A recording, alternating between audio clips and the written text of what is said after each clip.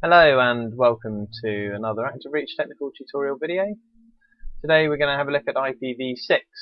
So just going to have a look at just a basic IPv6 configuration between a router, a Cisco router and a Windows machine.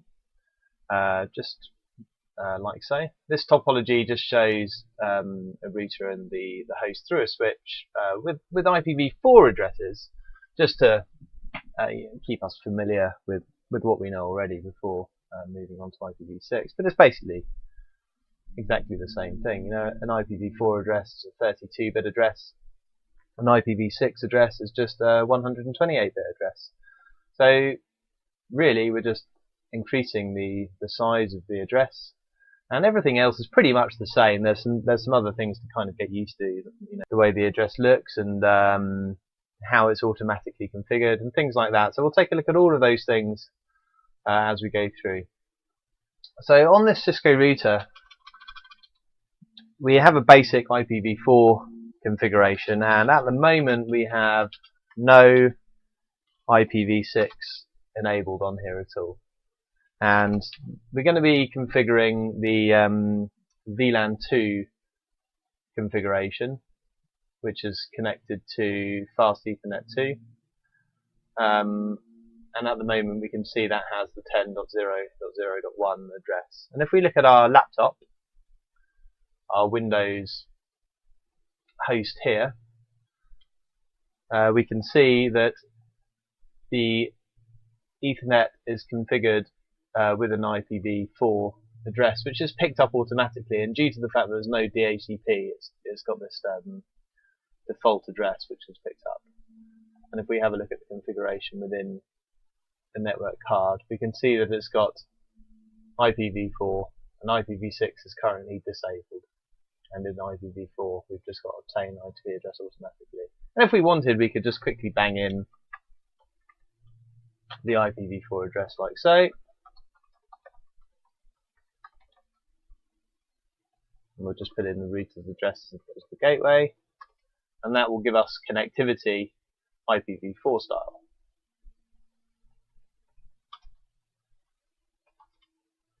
There we go, and we should be able to ping our router, and we can, and on our router we should now be able to see the laptop. Okay, so basic connectivity achieved there via IPv4. So let's just turn that off, because we don't really want to do IPv4. We're going to do IPv6. Hooray!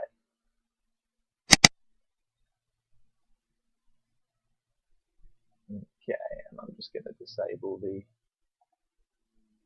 connection and then re-enable it. Okay, so back to our router. The first thing we're going to do is we're going to enable IPv6 unicast routing. You don't really need this on a direct connection between two devices, but if the router was carrying out any routing functionality over IPv6, you would need this. So it's a good habit to get into, and it will certainly crop up on any examinations if you're doing Cisco exams and things like that.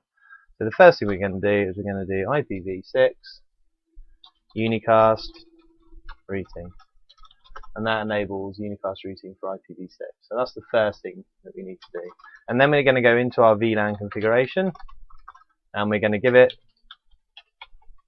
an IPv6 address. So we need IPv6 address, and we are just going to give it just a simple global unicast address of 2001 1111 2222 3223 1 with a /64 subnet, like so. And if we have a look at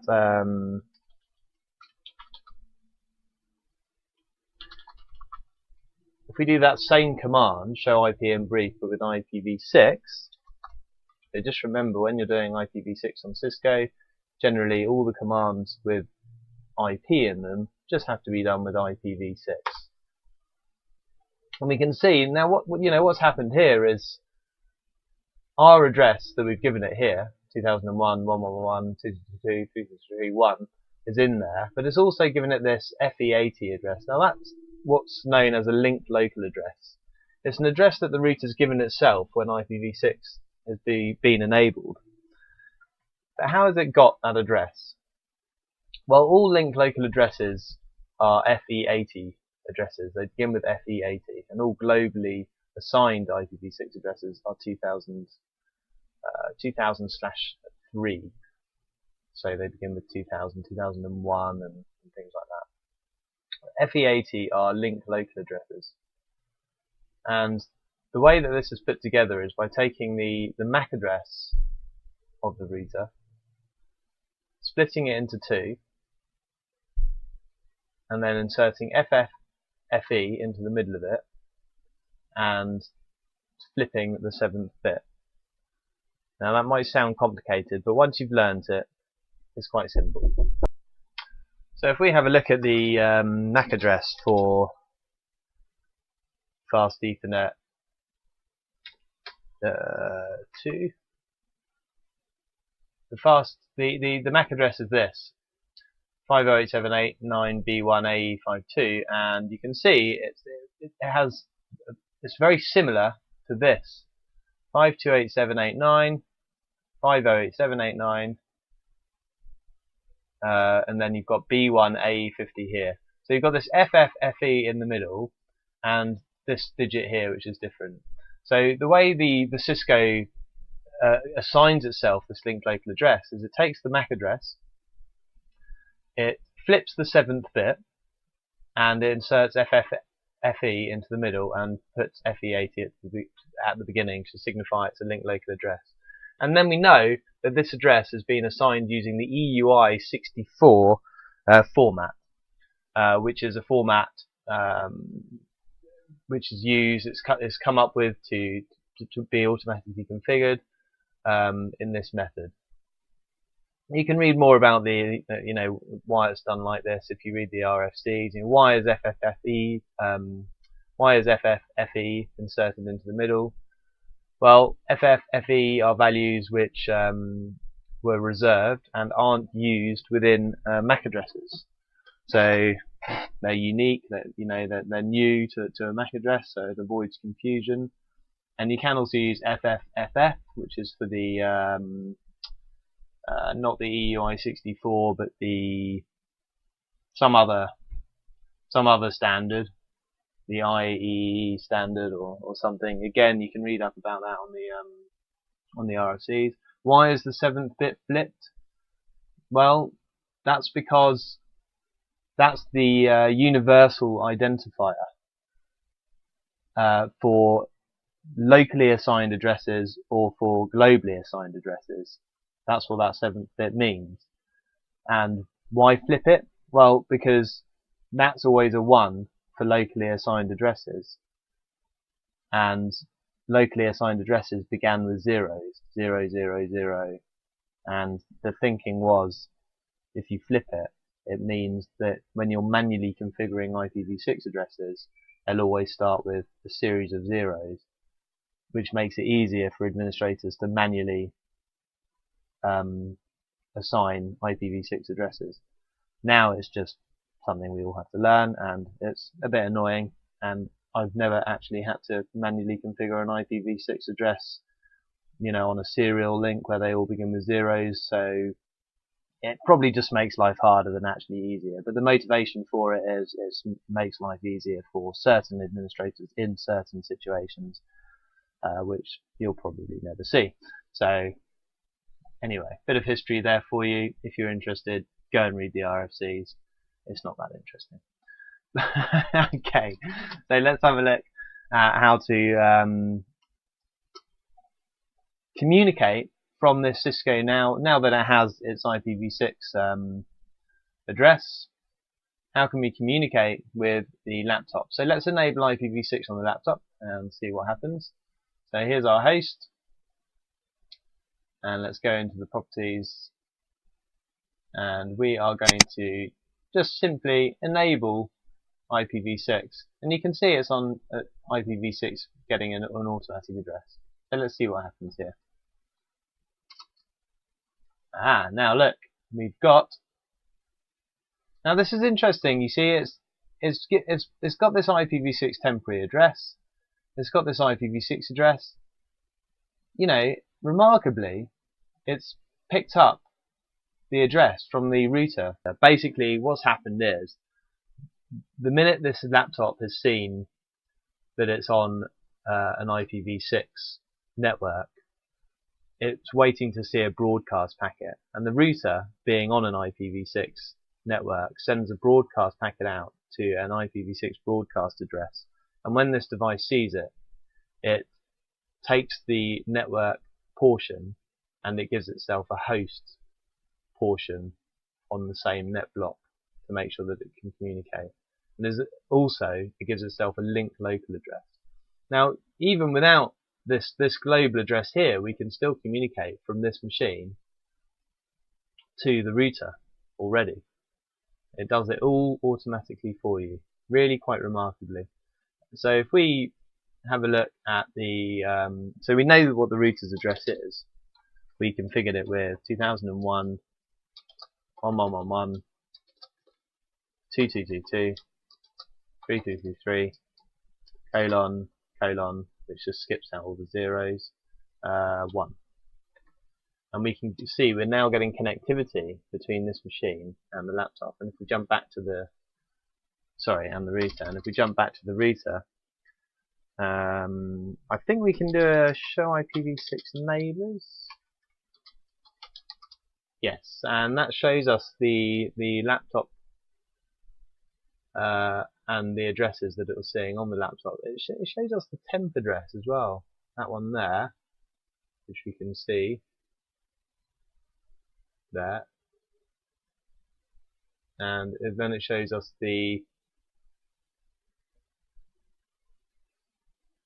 IPv6 address. I don't really know why it has a temp address which then changes.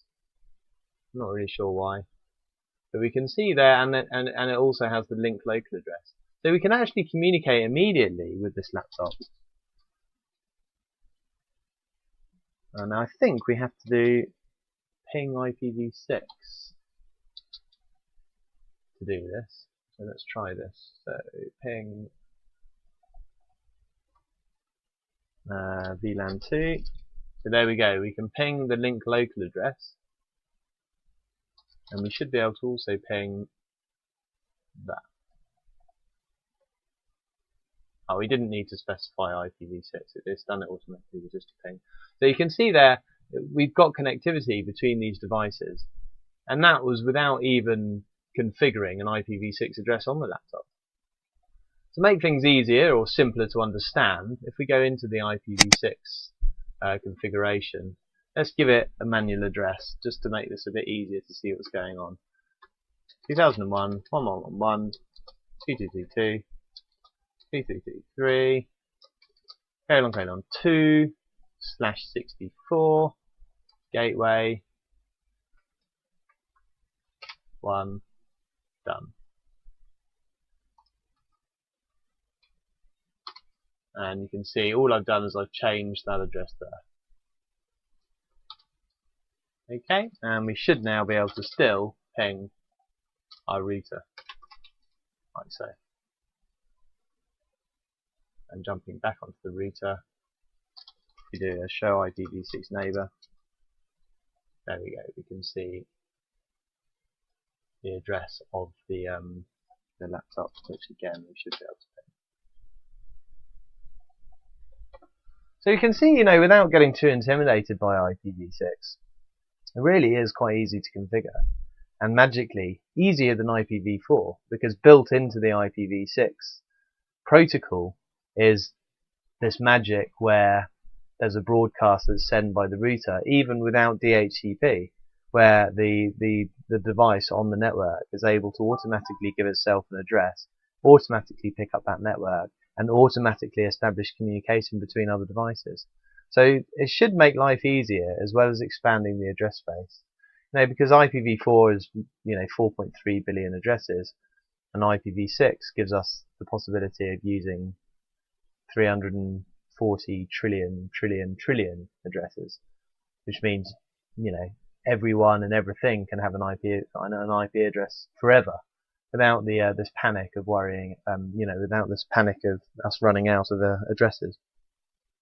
So that's just a very quick look at configuring a Cisco router with one device and establishing communication using IPv6. I hope that's been useful. If you've got any questions, then feel free to put a comment in the video or drop us a message. Thanks very much for watching.